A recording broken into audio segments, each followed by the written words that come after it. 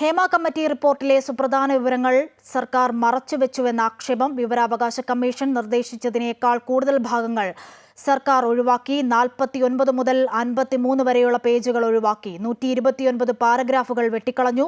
സ്വകാര്യതയെ മാനിച്ചാണ് കൂടുതൽ ഭാഗങ്ങൾ ഒഴിവാക്കിയതെന്നാണ് സർക്കാരിന്റെ വിശദീകരണം. അതിനിടെ സിനിമാ മേഖലയിലെ പുഴുക്കുത്തുകളെ പുറത്തുകൊണ്ടുവരാൻ ആവശ്യമായ നടപടിയാണ് സർക്കാർ സ്വീകരിച്ചതെന്ന് മുൻമന്ത്രി AK ബാലൻ പറഞ്ഞു. വെളിപ്പെടുത്തലുകളുടെ അടിസ്ഥാനത്തിൽ FIR എടുക്കാനാകില്ലെന്നും അദ്ദേഹം പ്രതികരിച്ചു.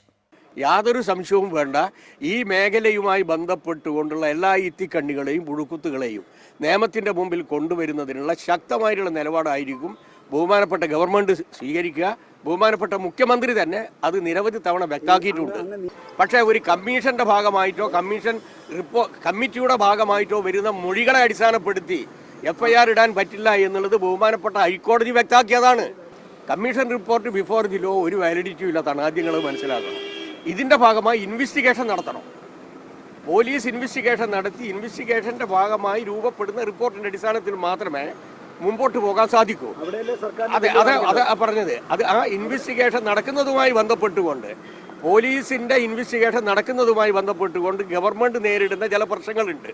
അതാണ് ബഹുമാനപ്പെട്ട കോടതി തന്നെ പറഞ്ഞത് ഇത് ഞങ്ങൾ അഡ്രസ്സ് ചെയ്യേണ്ടതാണെന്ന്.